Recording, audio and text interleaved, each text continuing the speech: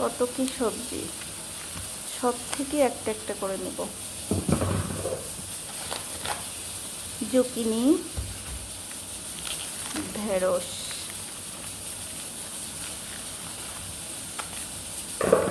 এতটুকু জুকিনি বাংলাদেশি টাকা 3/24, প্রায় 240-50 টাকা।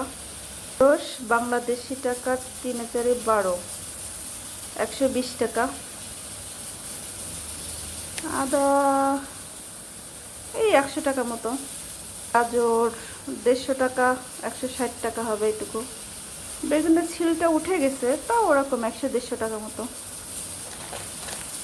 শসাটা 400, তার মানে 3/4 120-30 টাকা মতো। ফুলকপির দামটা অ্যাভারেজ বলতে পারছি না, তাও 300 টাকা মতো হবে তিনটা।